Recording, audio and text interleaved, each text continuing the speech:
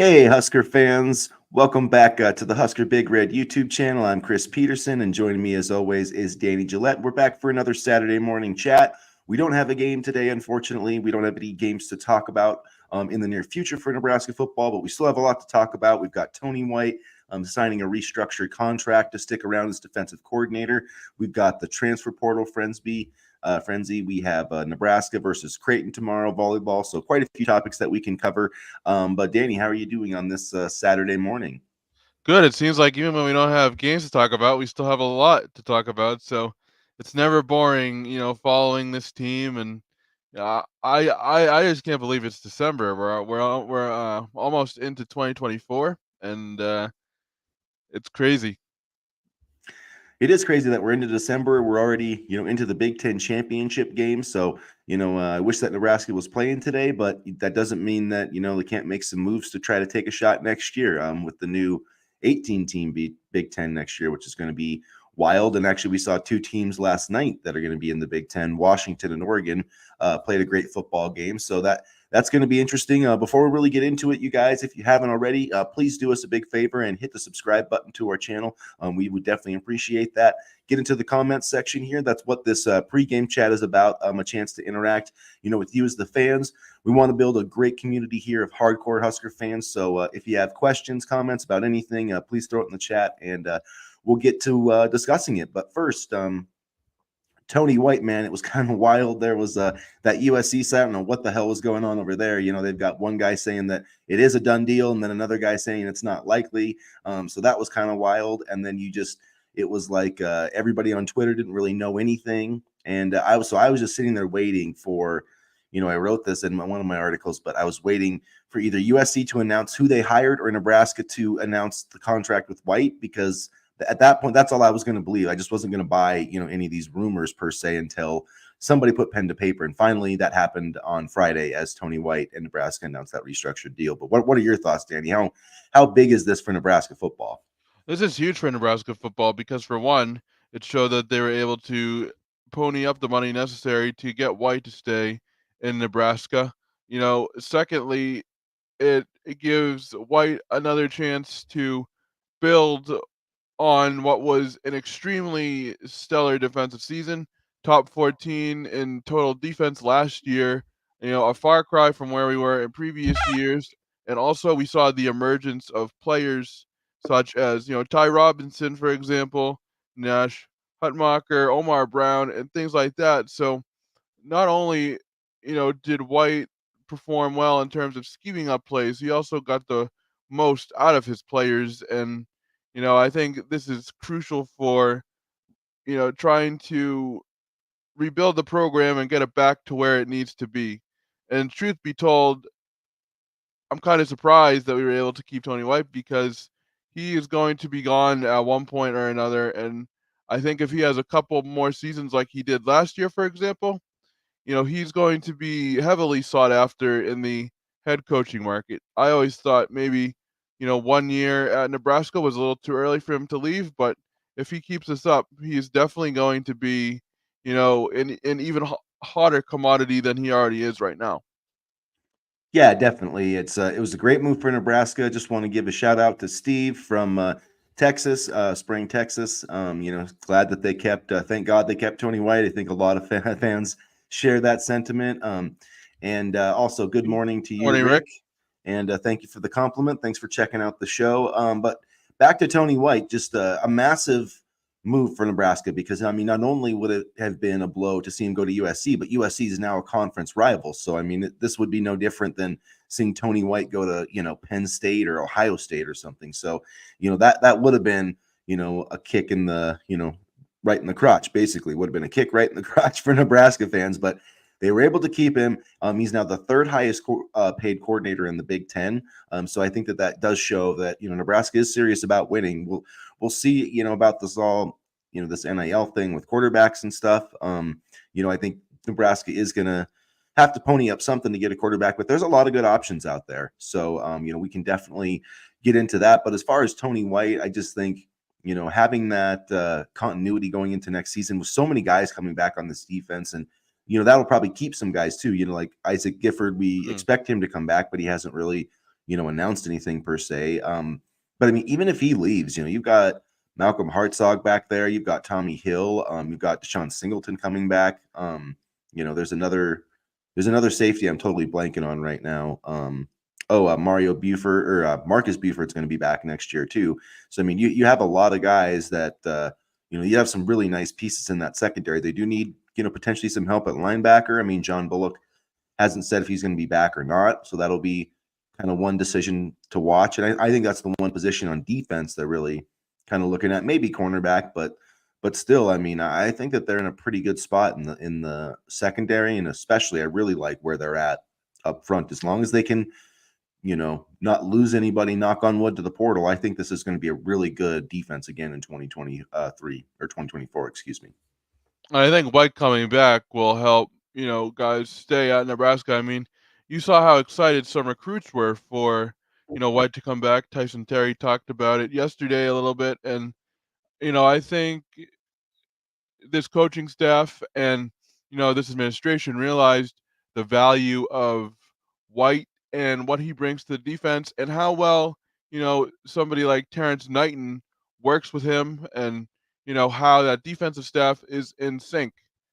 And it's the first time in a while that we've had a defensive staff in sync. So I think it was smart of them not to lowball Tony White and potentially break up that defensive coaching staff. So yeah, and USC was interested. They ended up hiring away UCLA's defensive coordinator. So Which I didn't think UCLA's defense was that good. So I didn't either. So yeah, it was kind of a whiff there in my opinion. And Lincoln Riley had tried to hire Jim Leonard. He was kind of the other candidate that was being talked about along with Tony White, and that didn't work out. So yeah, I don't know. It's really interesting how Lincoln Riley was the toast of the college football world, and now all of a sudden he's kind of on the hot seat. I mean, if he only wins like 8 games next year, like I don't know, man, he might get his walking papers, because that's not what they paid for out there in LA in La La Land, was 7-win seasons. no, not at all. And you have to think. I mean, I know they got a good quarterback, Malachi Nelson, on deck, but losing Caleb Williams and there's going to be a lot of turnover. So who knows? We may get a weekend USC team. They're still going to be good, but by the time USC comes around in the schedule, who knows what will be able to happen? And I mean, that's going to be a battle either way. I believe that's a road game, correct? Don't we Yep, play at that's correct. USC and at Ohio State, which I don't necessarily mind. I mean, because like those games are probably more winnable at home. Like I get that, but I also don't necessarily, like I feel like the 7 home games that they have are all very winnable games. Yeah, Like I think so. I don't mind having some of their tougher games on the road, and maybe pull off a shocking upset. I mean, so you never know. I mean, teams can. The thing about the Coliseum is like if USC is not that great, it's not that intimidating of a place. Like because it's just people like don't go. So I mean, if USC is there's a lot having of another, better things to do in LA. yeah, so, yeah, unlike Nebraska. It's if UFC's struggling next season, I think I said UFC, but I meant USC. If they're struggling next season, there's not that place will be sold out because Nebraska fans will go. That's one thing is like, Yeah, and then that's why people love Nebraska in their conference, because even if their team sucks, they'll still sell out their stadium because Nebraska fans will go. But yeah, that'll be interesting. In UCLA, that's one quarterback I know. Dante Moore entered the transfer portal, and I think he's got a lot of work to do. Like I don't think he's a finished product at all. I think this year really screwed him up. But man, I would take a shot on trying to get Dante Moore. I don't know what that might screw up the QB room, but that dude can sling it. I mean, he can really spin the ball. what quarterback room do we have right now that Yeah. would that if you have a chance, bring in Dante Moore. Bring in Dante Moore because the quarterback room we have right now is kind of a mess a little bit. So I don't know if it would screw up the quarterback room too much. Blake Shapen was a guy that we talked about on Thursday a little bit, and with his obvious ties to Baylor, that could be an intriguing target. I mean, he's not necessarily on my big board, so to speak, but I mean, I certainly would not mind him at all. Yes, he definitely is a guy am looking at, he's not like when I looked into his numbers a little bit more, he's actually played a lot of football, which I like. He's thrown 752 passes in his career. He's completed 63% of those passes, so he's never had, in his 2 seasons where he really threw a lot of passes, he was over 62% both years. His career average per attempt is 7.4. So anything over seven is pretty solid, for yards per attempt. He was actually at 7.8 this year. Um, 13 touchdowns this year to 3 interceptions, had 10 interceptions last year, but for his career, he's got 36 touchdowns and 13 interceptions.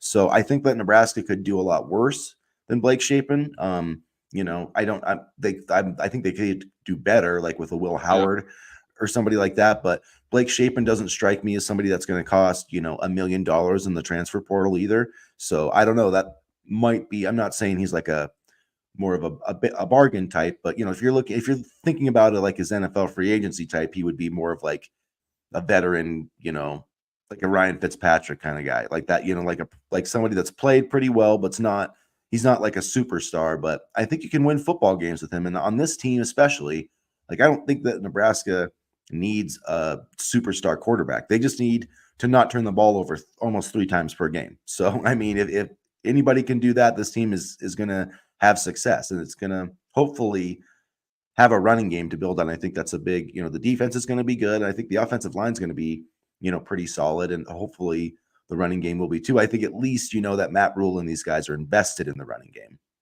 Yeah, and did you see actually that the offensive line was able to get some offseason accolades to boot? So I thought that was nice to see because the offensive line was the unit that was heavily criticized last year, and now it's become a unit that has at least played solidly. And I'm trying to look up right now who the linemen um I believe it was Bryce Bennett and Bryce. Ben Scott. I think they both got Yeah, that's either right. You're right. third team or honorable mention. So, I mean, heck of a turnaround for Bryce Bennett. I mean, he really was getting dragged last year. I mean, not this season, but during the 2022 season. And, He was you getting know, dragged by me. I know that. yeah, and lots of people, because he did not play. He had trouble sometimes getting out of the stands, and he just Yep. looked like a completely different player. Like if you put on the film from 2022 to 2023, completely different player. And if he has another good season this year, he's going to prove Matt Rule right about like that guy's going to, even if he went into the draft this year, he might not get picked, but he would get signed because, like guys that are 6'8" and can play tackle don't grow on trees. So I'm excited to have him back. And it sounds like, as long as like someone like Turner Corcoran doesn't transfer, because I think Scott's coming back. It sounds like Ethan Piper's going to come back. And if they can scoot Corcoran inside, I mean, they could have basically the entire offensive line back for next season that they had this year, which I think would be a big positive. Which will be important too for the development of guys like Preston Tamua and Grant Bricks. I mean, you don't want to rush these guys into anything they're not ready for, and Lord knows we've done that at positions in the past. But I think another season with this offensive line, because people complained about the offensive line a little bit this year, but you know given all the injuries and things like that, I thought the line showed a marked improvement over last year. I really did. And for everybody who doesn't like the transfer portal, Ben Scott, looking at it now, was certainly one of the more impactful additions. Yeah, and that was one that, he kind of lived up to the hype. I mean, everybody really said, like, if you said Jeff Sims didn't live up to the hype, well, Ben Scott definitely did, because he was supposed to solidify the offensive line, and he really did that. He showed what having a quality center can really do for you. And yeah, they didn't give up as many sacks this year. And I mean, Nebraska, a lot of it was done with QB runs, that's true, but a lot of the backs that they had in there, whether it was Emmett Johnson or Gabe Ervin, even Anthony Grant at times, they did find success. So, there's a reason Nebraska was, I think, top. I know I don't think we finished number one, but I think we were second or third in the Big Ten in rushing yards. So it was I mean, if you're going to be, they were top 3 in rushing offense and top 3 in rushing defense. So if that's like, I'll take that carbon copy every single year, because that's the formula. It's just the quarterback play, just what they literally had everything but the quarterback play. Now, could the pass rush have been better at times? Sure. Could the receivers have been better? Yeah. I mean, I'm not saying it was just the quarterback. Like the special teams could have been better. Like if Ramir Johnson doesn't get hurt, our return game is probably a lot better. But at the end of the day, like if we can just get, whether it's Chuba or if it's Blake Shapen or some other quarterback, we don't know. We just need somebody who can not take the football. I mean, turn the football over, because with Lloyd and with Malachi and Thomas Fedoni, like there are definitely some playmakers on this team.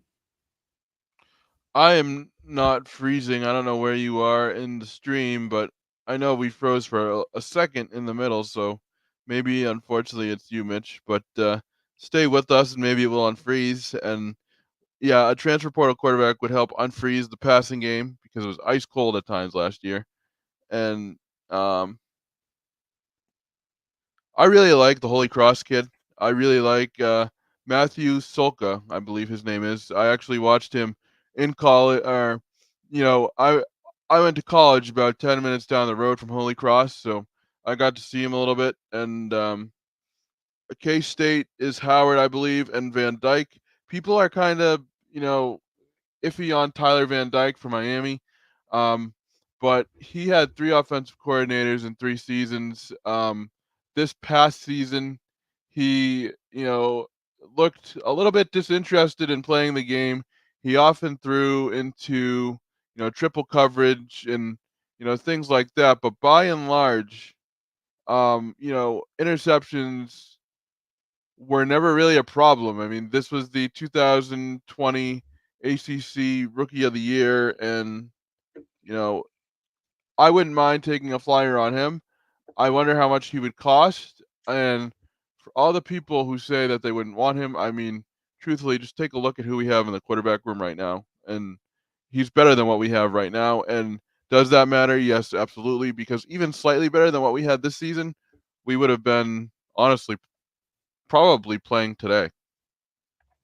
Yeah, I agree with that. And yeah, Van Dyke is he's interesting because he does have, he seems like he plays really well at times and other times, not so well. But Yeah. 54 touchdown passes in his career, 23 interceptions, 8.2 yards per attempt. I talked about anything over 7 being good. So he He really loves pushes trucking the ball down the field, yeah. so he pushes the ball down the field. And what I like, career 63% completion percentage as a freshman, 62% as in 2022 as a sophomore, 63 again last year, 65.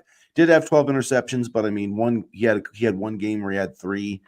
So I mean, I'm not saying that that's like a positive thing, but it's just and the sometimes you guys just need a change of scenery. And Yeah. so I think I'm not saying, I don't think Nebraska is going to get a guy, like Arch Manning's not walking through that door. You know what I mean? Like, I don't think Nebraska is going to get a guy that's like slam dunk. We 100% know that he's going to be a superstar at Nebraska. I mean, maybe like I could even say that about Will Howard. I mean, I could make, he's only really started. This was kind of his first full year as a starter, and he threw 10 interceptions. I mean, threw 24 touchdowns. You know what I mean? But like I just think that every guy Nebraska gets is going to have some warts on them because they're not going to pay $2 million for Cameron Ward. They're just not going to do. That's in my opinion. That's just I not would going to love him though. happen. Yeah.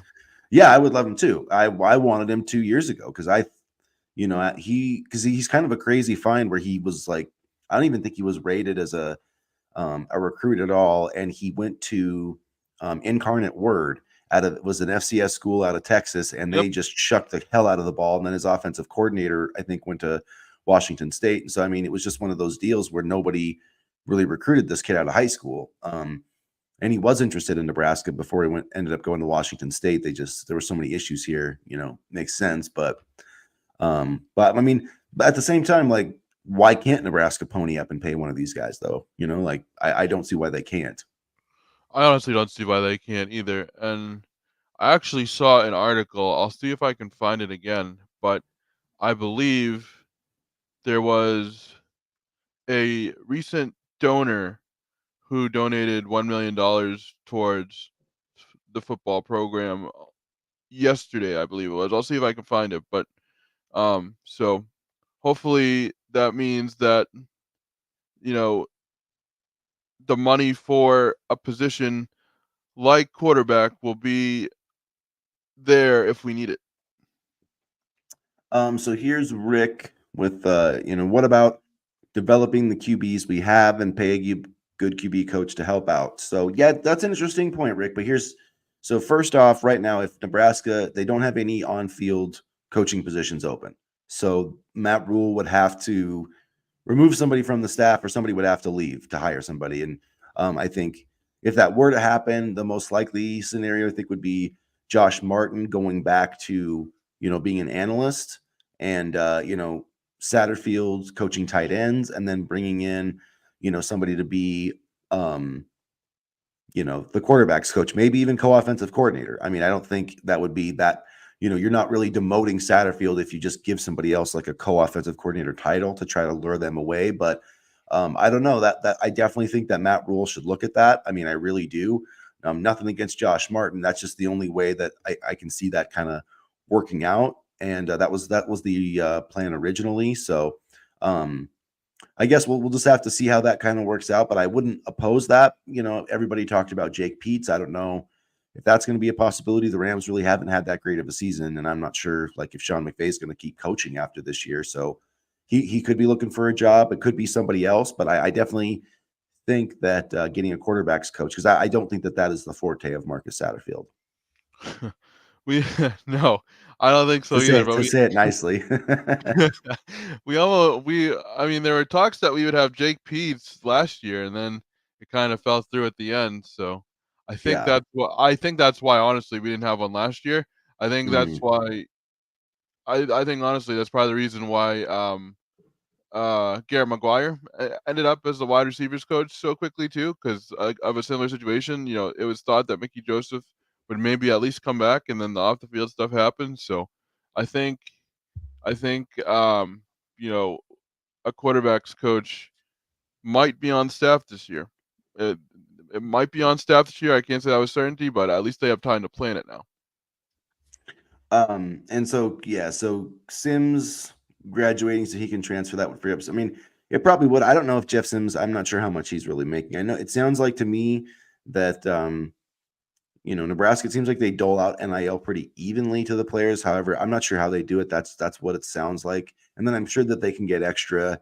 It sounds like that the school kind of provides them almost with like a base salary type, and then I'm sure they can go on and get other deals beyond that. But I don't know that it really works that way, where if like one player graduates, it opens up a ton of money somewhere else. I'm not really sure. I don't know who really does know. That's the thing about NIL. I don't think, unless the people that are actually like making the deals, it's hard to really know, because it's such a it's like kind of a dark world back there, and there are rules, but there really aren't rules. I mean, then they're it's like the NCAA it's so funny to me. The NCAA puts out these rules, but they're not going to enforce them. So it's like, I mean, I don't really blame anybody that is like pushing the boundaries. Like, I mean, Miami, when they flipped the Justin Scott kid from Ohio State, did you see that edit? It had a Yeah, huge he just stack of posted cash money in it. bags. Yeah.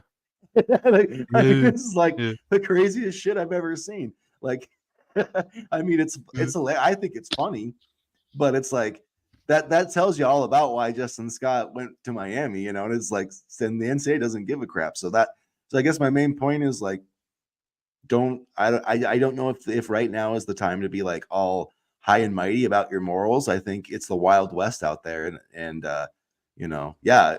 As to Mitch's point, is a 10-win season worth an extra 2 million? I think it is. I Yeah, sure as hell. 100%. 100%, yeah. Because I mean, think about, so from a Nebraska perspective, right? Just from like a school perspective, if this team won 10 games, and so if this team won 10 games next year, they would have a shot. Not only they might be in the playoff next year, 10-2 with that schedule. Mm. I mean, and think about the money, the not only the apparel, the actual attendance, and just the boom for the local economy. And I just think when the football team wins, like there's a real economic difference. So do I think that $2 million would be, for a 10-win season would be worth it? Absolutely. I think that would be the bargain of the century. So I mean, because like that's the thing, is if Matt Rule wins here, and if he's winning 9 or 10 games a year, like even if he's making 10, 11, $12 million a year, he's a freaking bargain. Because if when this program's winning, it's a ginormous cash cow, even more than when it's 4-8. So And I mean, anyway.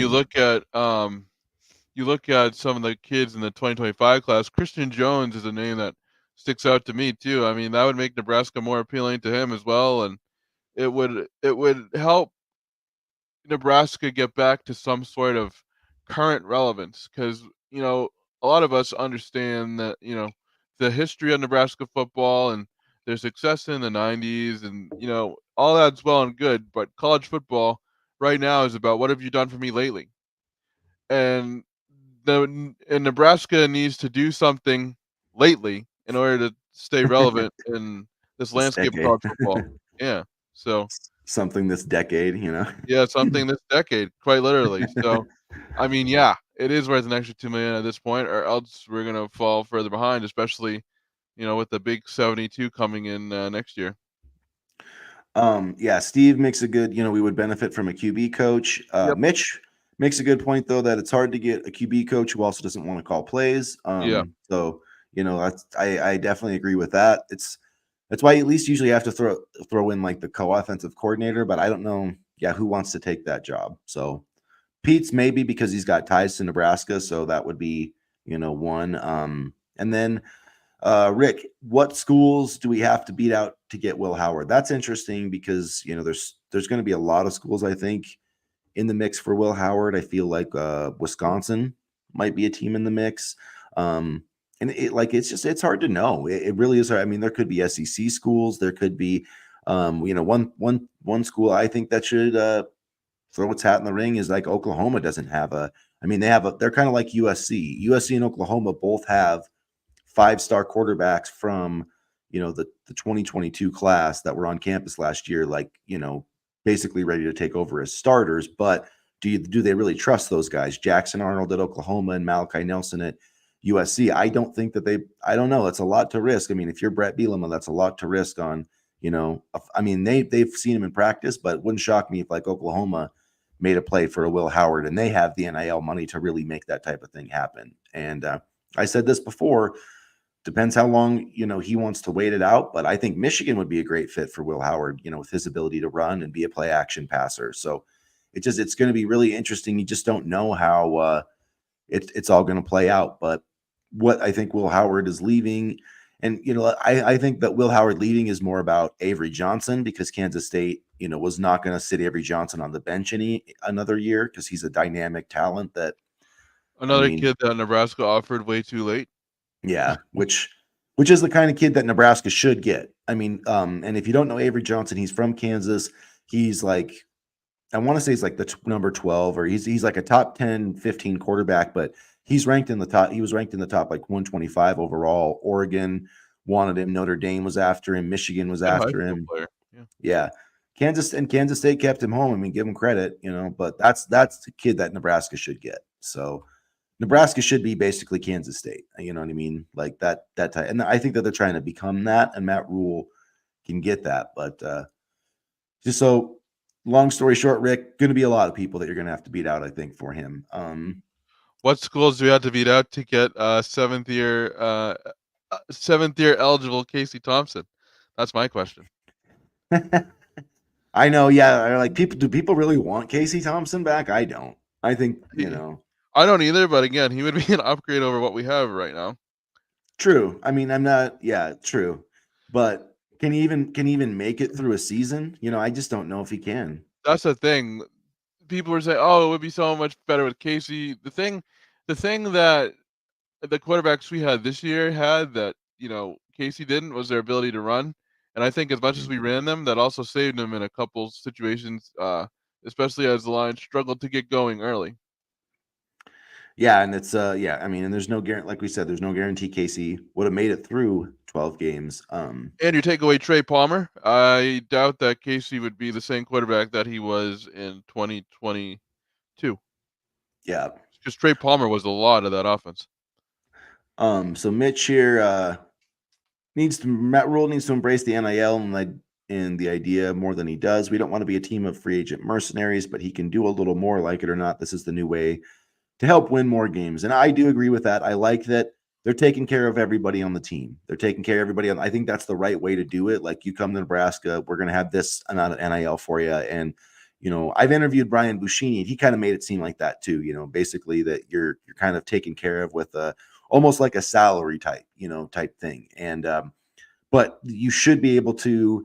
The thing about NIL that is like where I think eventually some schools are always going to pay high school players because they are kind of desperate for that talent, but eventually boosters and stuff, they're going to get sick of paying 18-year-olds that end up transferring somewhere else after a year or two. Because how much has that happened? Like Texas A&M, Miami, Florida. I mean, that happens quite a bit.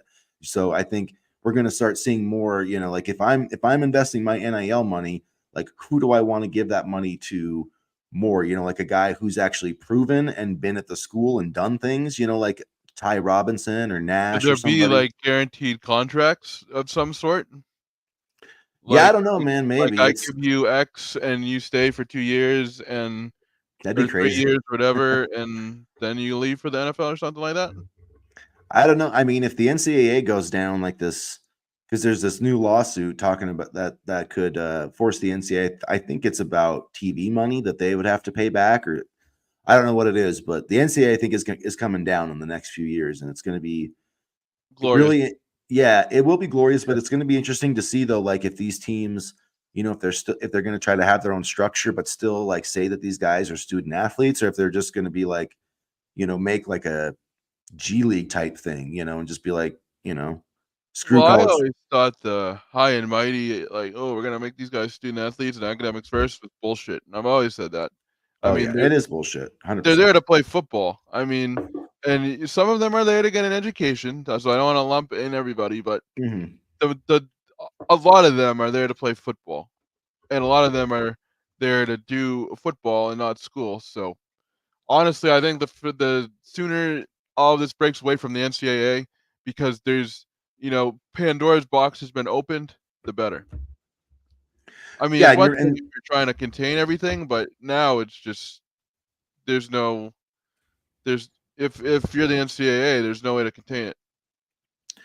and there's nothing wrong with somebody, like, trying to go to school to get better at football, to go to the NFL, like, isn't that what college is about, is, like, learning a skill and getting ready for so, like, I just think that they should get, if you want to go to Nebraska or whatever and get your degree in science or what I mean, because like 95% of these guys aren't going to the NFL. So I mean, they still need to have those options to put together a career afterward. But if you literally just want to go and learn football and learn how to, they should have programs like that teach you how to manage your money and how to do things when you're a professional and like give you certain business acumen and what I mean. Like they should prepare you and give you, like if you're there to practice football, like don't waste time going to classes that you aren't going to use. Like freaking let them practice more, let them actually prepare for the next level of their life, and stop wasting everybody's time. Like I mean, then there are great scholar athletes. I mean, there really are great scholar athletes that we're going to want to go to class and do their thing, and that's great for them. But we shouldn't have to, these high level guys that are just going there because we make them go to school for 3 years before we let them go to the NFL. Like we shouldn't make them try to be some scholarship athlete. Like make it like a trade school and give them the skills that they need to succeed in the NFL at their chosen, career path. How long before schools need to pay buyout money to get players to transfer from another team? Yeah, I mean, I think it's coming sooner than we realize. well, and they're definitely, I mean, Tyler Van Dyke, we talk about him, he was offered money to transfer last year from, there was rumors like Alabama and stuff. So, Yep. like, yeah, it's getting kind of crazy. And, I don't necessarily like all of it, but I do believe that the players need to get their fair share. And I especially this TV money. I mean, NIL is one thing, where that's like they're making money off their endorsements and stuff, but it's absolutely ridiculous that these Big Ten schools are making over a bill. I mean, this latest contract is billions of dollars. And I mean, we sit there and watch, freaking everybody who's watched the game on Fox Sports knows how much money they're making because the games on there are 30 minutes longer with all the commercial breaks, and these players aren't seeing a dime of that money. That has nothing to do with NIL. They're not seeing a dime of it. So it's like it would be like in the NFL, if you're basically like, okay, Aaron Rodgers, like we're not going to give you any, you can make endorsements, but we're not actually going to pay you a cent to play football. And that's what's happening right now in college football with the NCAA, and it's just not right. It really is not right. And like it or not, Nebraska needs to adapt. So They do, adapt or get left behind. Which, long story short, taking this all back to Nebraska, yeah, they need to be, forward thinking in NIL, especially, I agree with Matt Rule in the sense that, like, I think investing in high school recruiting is smart, and developing those guys, getting them on your roster. I think that they're doing that the right way. But what they need to do is, and then it's just a few high level guys here or there that you can pick out of the portal, a quarter. Because like this year, right now on this roster, I don't think that they need to go out and get like 12, 15 guys in the portal. They don't. I could say maybe, a proven wide receiver to help along, unless, because I don't think Marcus Washington, I don't know if that waiver is getting granted. I could say like a proven running back, maybe an offensive tackle just to provide like some depth, and then a starting linebacker. But really, outside of that, those kind of four needs, like I don't see a ton of glaring needs unless I'm just not looking at this roster the right way. But that's how I see it. There's not. They just need to fill a few spots in the portal, and I think that this is the way to continue to do it. But when you do dip into the portal, you got to get it right. Well, I think, we were 5-7 with our third string quarterback, a banged up running back room, and an offensive line that improved, quite a bit, but there's still room for improvement. So, imagine what we could do with, you know, even a half competent quarterback, a healthy running back room, the young wide receivers coming back, and then, you know, just the ability to, put the ball in the end zone. I mean, those things would go a long way towards success. Yeah, and I think Mitch said it in the chat. 3, 4 guys in the portal, Matt, and I agree with that because this roster. I mean, Matt Rule has taught it. We're way over. I think they're way over the 85 limit, and so I don't see him adding a ton of guys. I don't think they're going to lose a lot of guys in the portal. There might be a few, but I think that he's kind of built that culture up, and also with the NIL part of it too, is like these guys are like, I think even the guys the low end of the totem pole are getting some type of base NIL money. So, I don't think there's, going to be a huge incentive for some of them to leave, except, if they just want the playing time. So I do think in terms of guys staying in the portal, Nebraska's in a pretty good spot, and they don't, like I said, they don't have huge needs, but quarterback, running back, receiver, and linebacker. Those are the kind of the four positions I would like to see them target. Yeah, and I think there's a lot of options at quarterback, a lot of options at wide receiver. There's a lot of options at wide receiver, and so I think Nebraska will have options and a chance to you know get who they want, but they need to move quickly because everybody else, I shouldn't say everybody else, but a lot of teams are also looking for a quarterback and a receiver, and things like that as well. Yeah, it's gonna be a really interesting off season. I mean, the portal starts on Monday. We've seen a bunch of guys entering the portal, but unless your coach was fired, you can't enter the portal till Monday. So yeah, so it's gonna be interesting to see what happens there. Let's see what Steve says. Be curious to see how many we have go to the portal after rules conversations with each of the players. Since we are over with those coming in 24. I think Jeff Sims would be a guy I would expect to leave. I mean, there's going to be guys that do hit the portal, but I don't think it's going to be. I don't think it's going to be a huge max exodus. I really don't. I don't either, and I'm trying to figure out how to screen share so I can show you guys this link that I found. And here we go. Boom. Can you guys see that? This is a new feature I'm trying out. Or Yep. no? All right, Yep. We cool. can see it. So I'm looking here at the 1890 initiative, and the basically one of the bigger NIL funds. And so here are the membership options, as you can see: $10, 25, 50, 100. So for the sake of this and to make my point, I'm gonna click 10,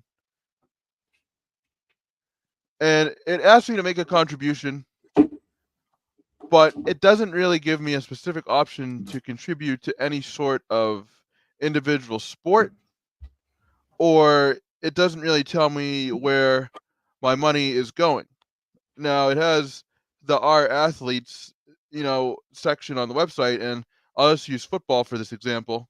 It has a list of, you know, players who are benefiting from this. So obviously, you see AJ Rollins, Billy Kemp, Demetrius Bell. Somewhere with this, like if I want to contribute to the football program, I would love to see on the membership, side of this on the membership page, you know, $50 and, contributions to maybe not even a player name, but even just something like contributions to the football program or, you know, contributions to the volleyball program, for example, sport specific donations and an option to make sport specific donations would go a long way towards helping people donate because for starters I don't think the 1890 initiative is very well publicized on social media.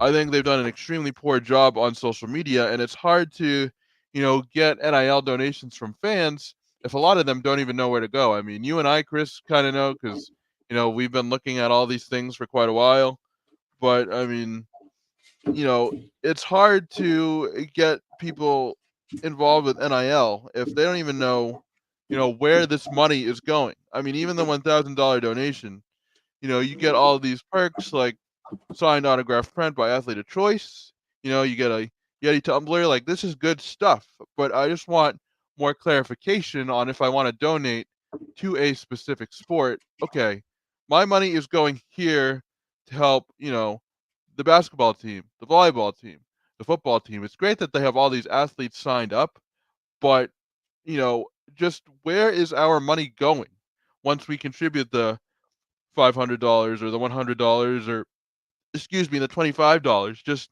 a little bit more clarification, and I think you would see more fans donate because I've talked a little bit like to some fans on Twitter about the money portion of things, and they are just kind of confused as well. So I'd love to see that cleaned up a little bit and maybe have a little bit more of a presence on social media. And I get we've talked about this before, but it's worth repeating as we seem to get, kind of, boat raced in terms of NIL and the productivity of it.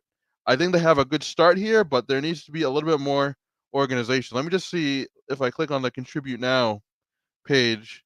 It just goes my name, my phone number, and my contribution amount and the payment method. And I can guarantee you the thank you screen after I contribute won't even tell me a sport specific donation. So I just like a little more organization here and a little bit more clarification as to where my money is going. Well, and one thing I think that's interesting, and Mitch, points out that kids generally happy at Nebraska. I don't see him disgruntled. So yeah, I agree with that. But it's interesting that it's not. I don't know if it's lost on anybody else, but it's not lost on me that Nebraska and all these schools are raking in millions and billions of dollars, and then they're turning around to the fans being like, "Hey, help us pay these players." Like, doesn't that, I mean, you're getting just so much money in TV revenue. I mean, think about how much money Nebraska makes every time they have a game. There's what, 80, 90,000 seats in that stadium. And, even if you say what, like 50, $100 a ticket, I mean, they're making so much money. And yet it's up to the fans to donate to provide NIL for player. I mean, And like, it does say choose a sport on the bottom left of the form, and like I totally understand that, and I get that, and but even then, choose a sport, football. Where the hell, where does it go towards recruiting? And I get that they won't be able to tell us all this, but mhm. just some sort of organization as to where, how am I helping the football program? Am I helping, these players, you know, get a meal, or am I helping them, just be able to stay at Nebraska for the season? I mean, I don't know. It's just they do rely a lot on donations, and it's very poorly executed. Especially and you can continue after this, Chris. I'll stop talking, but especially when they seem to rely a lot on fans. Yeah, and a few and some boosters too, So it's not. Yeah. I mean, there's a few boosters that are probably paying most of it, for the better program. So yeah, it's interesting how it's all working out. But regardless, Nebraska needs to figure out how to get a quarterback. They need to figure out how to get a quarterback. And one name that I wanted to throw out that I'll probably write an article about on HuskerBigRed.com is MJ Morris from NC State. He had Nebraska in his top 3. He's played there for a couple years. He hasn't played a ton, but Matt Rule's talking about guys that can make an impact for multiple years, and he's a guy that I think is ready to start and has the talent to be a multi-year starter. So he's just a name I'm kind of throwing out there as a guy to maybe keep an eye on that I don't think would break the bank, but that was a legitimate 4-star player. And I think he's only got like 14 touchdown passes in his career, but he started games before. He's played, and he does have a lot of talent. So that's another kind of name I'm watching, MJ Morris from NC State. And I agree with Mitch. I mean, it would be a whole lot easier if they just took $20 out of my account and I was able to donate each month, and we wouldn't have to, and they could maybe give me a perk or two, like I don't know, like a free drink or something somewhere at some restaurant or whatever. But they don't make it easy, and because I found this new screen sharing feature, Chris is going to have to suffer. But um, I found this article, and this is the article I was talking about a little bit earlier. And this was the Nebraska Board of Regents approving a donor's gift that will help with recruiting. And the gift is let's see, $1 million gift from Learjet, and they also improved a $1.8 million contract for the initial phase of the Memorial Stadium improvement project. And depending on who you ask, whether or not that's an improvement remains to be seen. But anyway, so maybe this Learjet donation will be able to help with this quarterback hunt, or I don't know how it's going to go, but at least we have $1 million in the program's pocket in terms of this donation. Yeah, it'll be interesting to see. I mean, I don't know. It shouldn't the money aspect of it shouldn't hold Nebraska back, but it's going to be. And the thing about it too is there's going to be some other names. Malik Murphy, I'm sure will probably put his name in the transfer portal. I mean, you'd think him or one of the Texas quarterbacks would, but he seems like a guy that probably boosted his stock quite a bit. You've got the guys at Georgia, Brock Vandegrift. I'm sure he's going to be, Yeah. I doubt he's just going to be chilling behind Carson Beck for another year because he's not giving that job up. And so, Or Alabama. Dylan Raiola, maybe. I mean, I don't know. I mean, do you think he'd chill for another? Well, because he hasn't enrolled yet, though. So I mean, this would be. Well, yeah. Okay. But I mean, Alabama. A lot of these teams have a lot of talented quarterbacks stowed away on their roster. So I mean, we'll see what happens. But there's going to be more guys as the season, as the portal window stays open. Especially after this weekend, because then I think you're going to have a better idea. Some of these better teams of who's going where and whatnot. But some of these guys might not. If your team's going to the playoff, I mean, do you really want to hop into the transfer portal right then? Probably not. No. If you're Malik Murphy or somebody.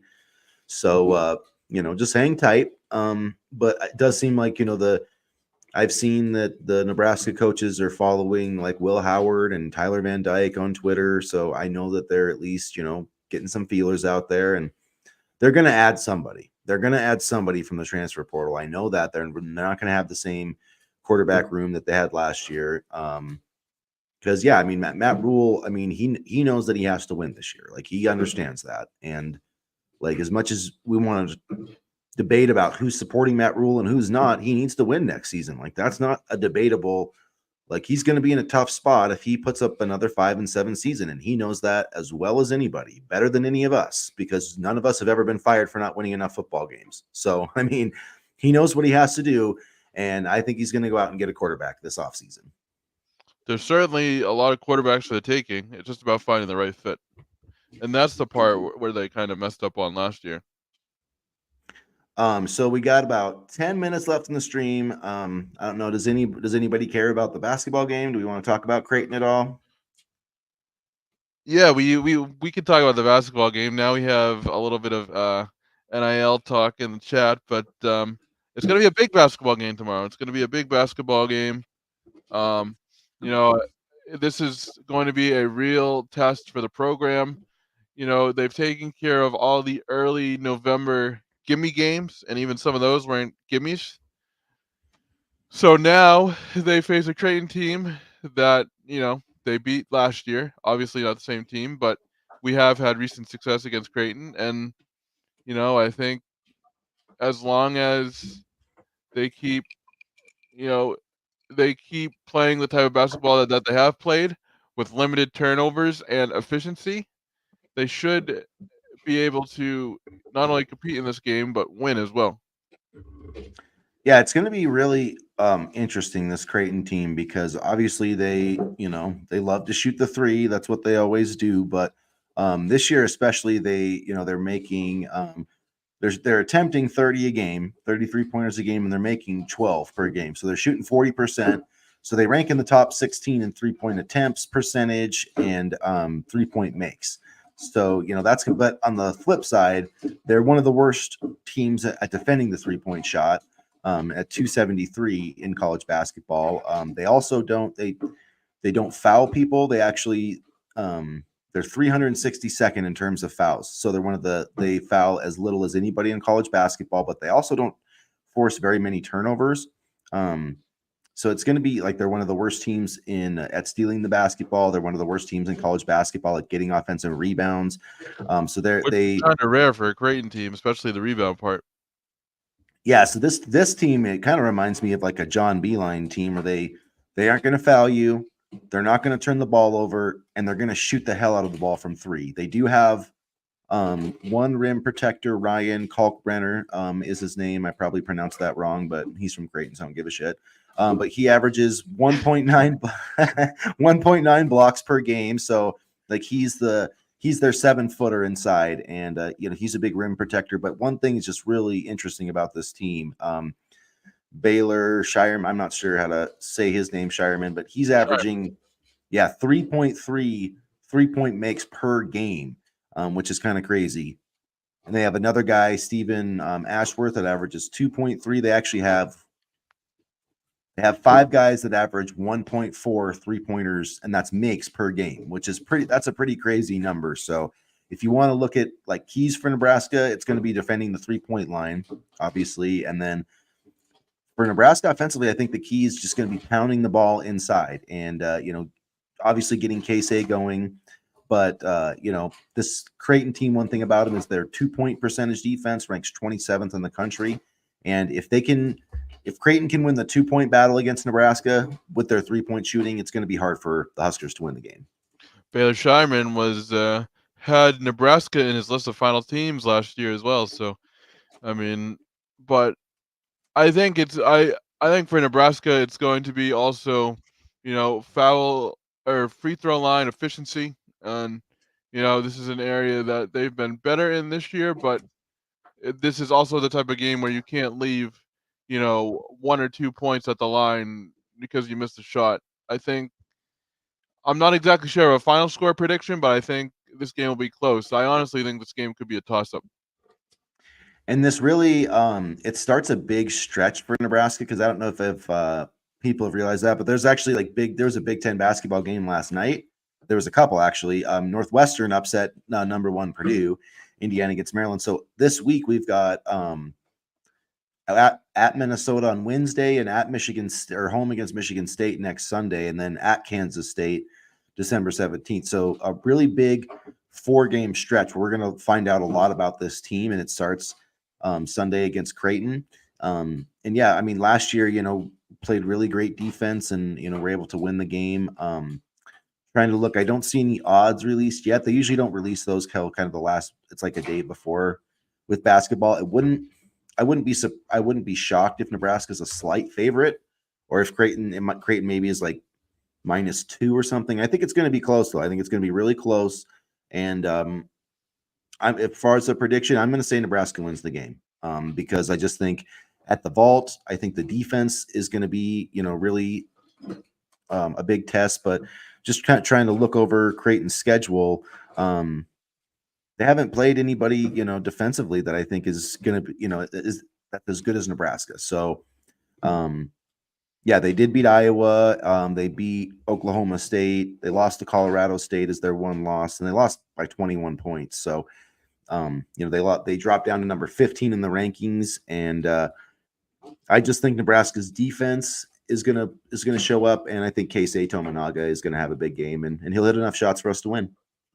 And the vault is sold out as well. So Yeah, it's I gonna be mean, it's gonna be rocking. a rocking crowd. Yeah. I think the vault's been just like because they've been playing such. I mean, Duquesne's was a competitive game, but yeah, hate to say it, but it's just basketball. It's all we got right now, man. That's all we got. And the volleyball team won last night. They're playing Missouri today, in the second round of the NCAA tournament. So, they're on a nice run, and After sweeping the award circuit earlier this week as well. yeah, and it sure would be nice to get Nebraska to the NCAA tournament and to actually win an NCAA tournament game. I mean, being like the only program that hasn't done that's just kind of embarrassing. Yep. That You that know? that sums up Nebraska sports, though. I mean, to some degree, but I think if there's any team that I think this team is best equipped in the Fred Hoiberg era to at least maybe win an NCAA tournament game.